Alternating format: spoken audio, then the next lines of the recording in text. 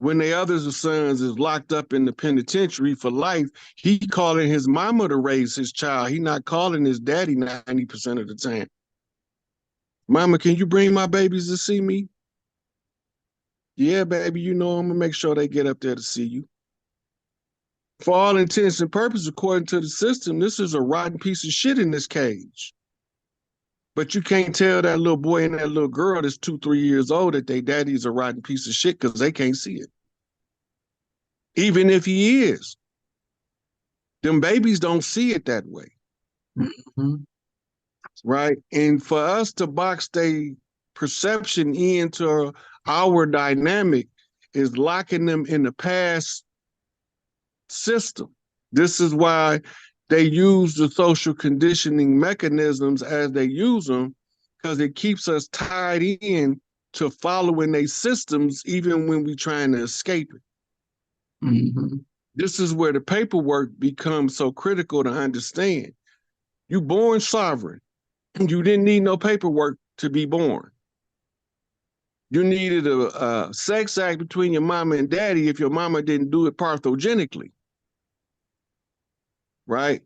And this alone is enough to tell you something ain't right.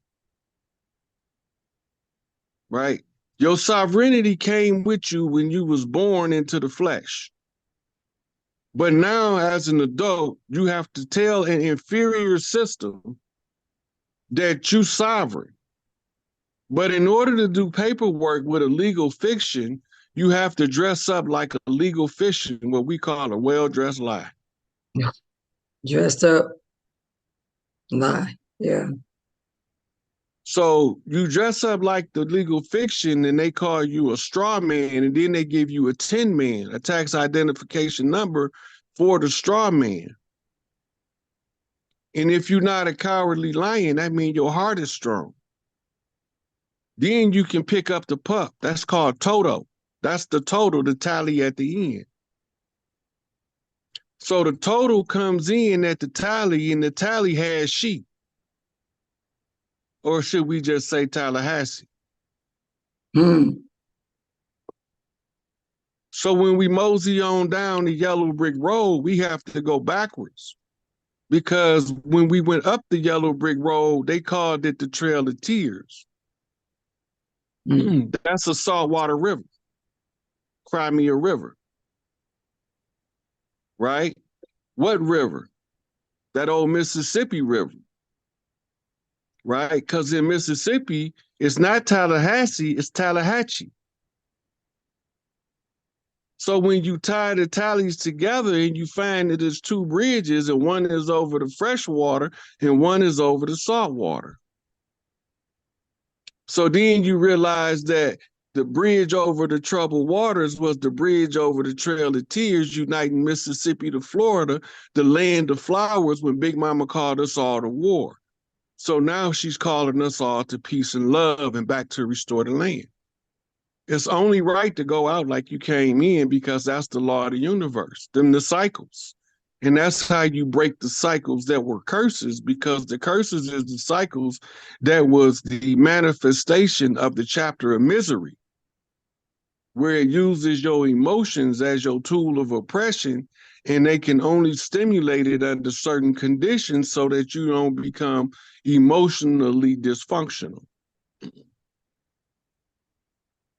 So when we talk about the police, when we talk about law enforcement, we have to always realize that these people don't belong here. And the only way they can stay is if the people don't realize what's going on and don't assert their tribal right to control their own territories. The territories have to be rewritten because a lot of stuff has happened over the last 500 years where we have to make a combination for allies. But people were looking at some of the allies like they the enemy because of the social conditioning, never knowing that the white man ain't white. It's only a legal status. The black man ain't black, which is another legal status. But when you get past the color codes, the keys to the color, ISIS is unveiled. And then you can see the secret doctrine. And now you know why you have to follow the middle pillar, because it's easier for elephant to go through the eye of a needle, which is a matriarch, than it is for a rich man to enter the kingdom of heaven. Why is that? The matriarch can get through the eye of the needle, but the rich man can't. That's because you choosing between two prominent energy signatures. Mammon and man is what they call it. But really what they're not telling you is mammon is another term for mammoth. And mammoth is the old ancient elephant with the extended tusks in the fur. Like a lot of people don't know, lions originate from the Americas. Camels originate from the Americas. Horses originate from the Americas. All of a sudden, all these other people get credit for introducing these things to us. Right? So we have to get back to learning how to read nature, because nature will also testify against the enemy. Because once you tune back into nature, you know when to be savage and when to be civil. Because you don't always supposed to be civil, because sometimes in order to do the right thing, you got to punch a motherfucker in the face.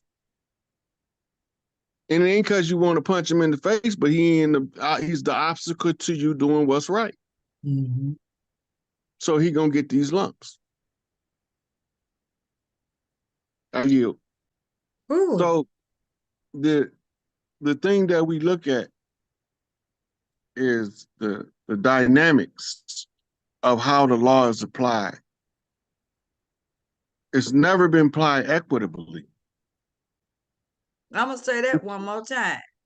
Ignorance of the law is no excuse for those who know it to use it against those who are unlearned from it. The irony of that is, under the tribal system, that if you knew tribal law, that you was obligated to discourse in front of the tribal mothers why this person should or should not be punished according to the law. And it wasn't two side, the prosecutor and the attorney. Right. You have to come in and you have to go through the legal aspects of what's being presented. And Well, then you have to explain to the mothers, yeah. okay, these two dudes got in the shootout. This dude came out unscathed, the other dude died. Should he go to prison for the rest of his life? Right? So you got what they call mitigating factors, which helps him out. And then you got aggravating factors, which makes him look worse. The tribal chiefs have to go over both sides of it, because if he's going to be fair, he have to be fair in everything he presented to the clan mothers. Mm-hmm.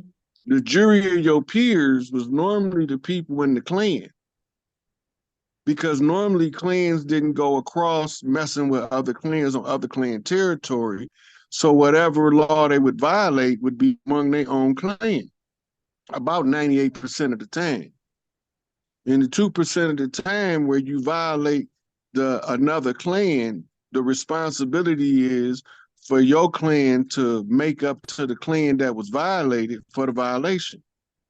So now you got to be presented before the clan mothers to explain why you did what you did on them people's land, and when messing up their shit, and you don't want them coming over here messing up yours.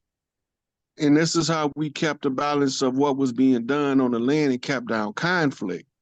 So then, in other words, it was the women that kept the peace and that kept the government intact, where Yeah. violence was the last result of remedy. So United States Code 1984 is the part that talks about acting under the color of law. Yeah. Right. So 1746. 1983, I think. Yeah, that's right. Yeah. So this was written as a result of people in uniform preventing people in the South from exercising the right to vote. We got to remember that. Let's say that Okay, again. but that in Hold on. itself, Hold on. Let me say that again, Empress. United States Code, 1983, says under the color of law that no person shall go in disguise or uniform under the color of law to deprive anybody of their rights. So every time that they are drawing you into their system, they depriving you of your rights, whether they know it or they don't know it. Because if you have an inalienable right as a sovereign being, you don't need a driver's license and the ID. Those are free papers for slaves. That's what you got to remember. The free papers for the slaves is to give you pass to traverse the land. We born with the right to traverse the land as our sovereign right. That's inalienable, meaning that you can't put stipulations or restrictions on it. See what I say? right. Every person who under color of any statute, this is how they color it with the statute. Mm-hmm. Ordinance, regulation, custom, or usage of any state or territory or the District of Columbia subjects or cause to be subjected any citizen of the United States or other person with the jurisdiction thereof to the deprivation of any rights, privileges, or immunities secured by the Constitution and laws. So this, if you have a right under the law and a right under the Constitution, they can't use the codes to usurp that. This is what this is saying. This is legalese, which is different from what they call colloquial English, the common language. Well, the thing It's about another. too, It's another one too. I think it's 1986. Let me check. yeah.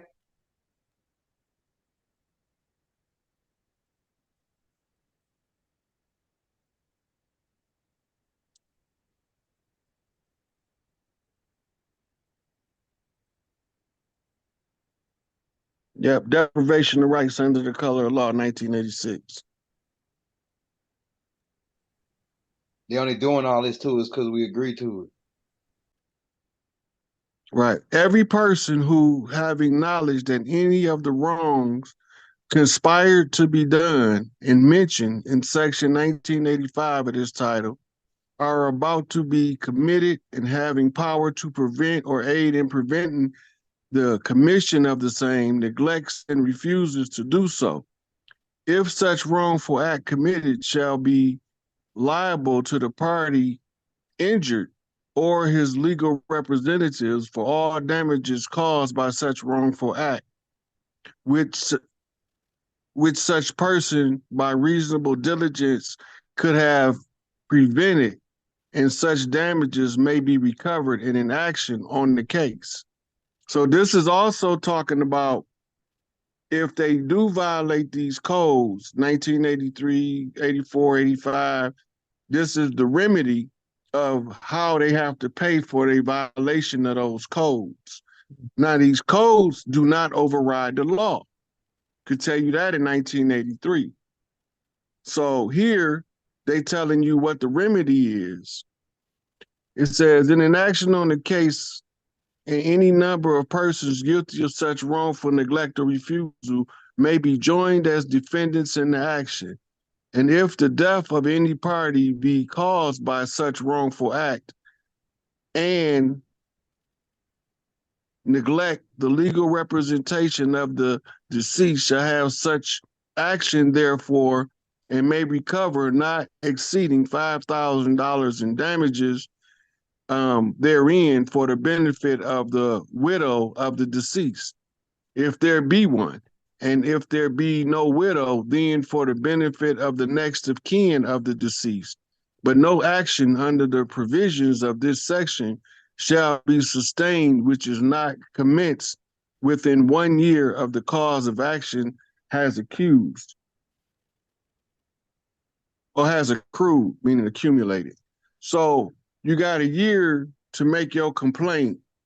And once you make your complaint, there's the remedy in law. Now, when this was written, the damage wasn't to exceed $5,000.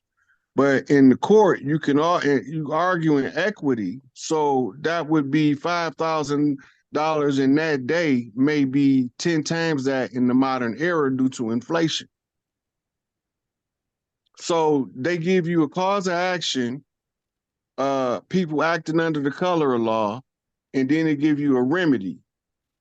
So these are all of the codes that they follow, but these codes is not the law. The law is the law of the land. Well, we call it the great law. They call it the law of the land, and other people call it the law of nature. But these things are being done using what they call pre-derived consent, meaning that they are accusing you of agreeing to it before you are ever aware of its existence. And this is where they implement the excuse that ignorance is no excuse of the law. But the ignorance of the law mean that somebody who is competent in the law is supposed to step forward and speak up on your behalf. But by them all being barristers, there's what you call an irreconcilable conflict of interest at the onset of the case. Right. All of these cases are civil actions, but they don't ever tell you that because they don't want you to know that they're sending you to prison for a lawsuit. That's because it's prohibited in their law, but they do it as if it's not prohibited. That's why everybody's in prison for a civil action. No matter what they say is criminal, they still only operating in the civil capacity as a lawsuit, a recoverable damages lawsuit. And vengeance is not a recoverable damage, and that's what everybody locked up is in there. It's a revenge. And like you said, they going off of codes and statutes and ordinance. They're not public servants, Elder. They're not even public servants. Go ahead. They are a private contracted military force. That's Go correct. ahead. Working. Contracted by the Crown of England and the Pope to carry out stabilization operations to control the people that in the military land. It's a military state, a police state. Mm-hmm. The police are now under the jurisdictional authority of the United Nations. They not even listed as state agencies. They listed as extensions of the United Nations. Wow. Because when they created Interpol, the International Police Force, all of the police are now under Interpol. So we looking at foreigners recruiting the people from the land to enforce their jurisdictional authority that they don't got. Right? So these people that put on these uniforms are not even none the wiser that they go into the camp of the enemy, dressing up in their uniform to do the enemy's bidding against the people of the land. The warrant, it tell you in the word, it's a warrant. It's an ongoing declaration of war. The term al, you see it et.al. behind a lot of stuff in law. Most warrants have that somewhere on the cover page because that means all of the chiefs that follow gonna get the same thing. We coming to get all of you motherfuckers. Lord Alfred playing Rex 84, which is the enforcement side of the COINTELPRO. They told us what they would do if we didn't wake up to who we were. Now that we woke to who we are, we have to still follow our own process of restoration of the matriarchs, the tribal mothers. Because once we do that, it make the men begin to perform their natural function of men in the community, and we don't have time to be fruit booty. How do you prove that they suing you when they charge you with a criminal action? That's interesting.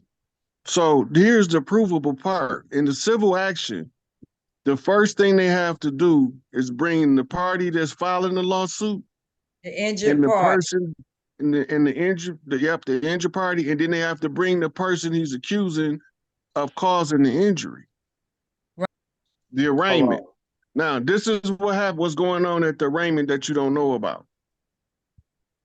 And the arraignment is the joinder of the parties. The prosecutor is standing in as the guilty party. He's what you call a proxy. But he ain't been injured. He's just standing in as the injured party. You being brought in, they give you an attorney to represent you. Attorney is a devil's advocate. And they ask you, how do you plead? Right? This is the joinder of the parties right here.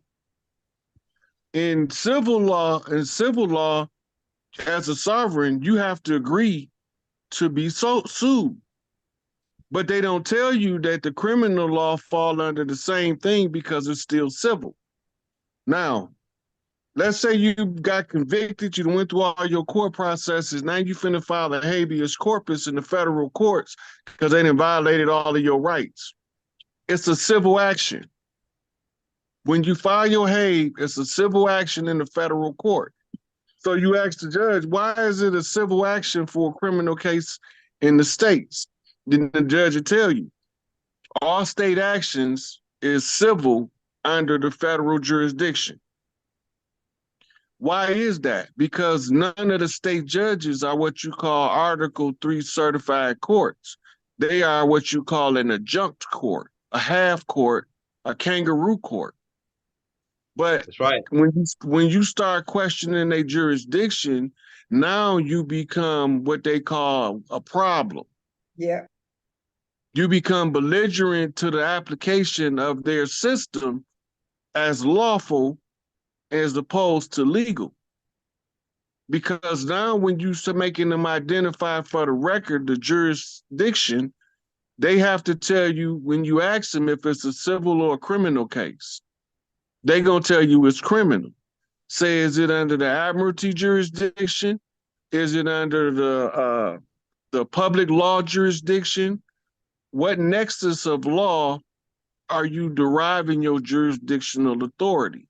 They're not going to want to answer you because it's all admiralty jurisdiction and maritime, and all they doing with the court system is carrying out salvage rights operation on the people of the land. Each sovereign is his own lost vessel at sea, aka black in law. So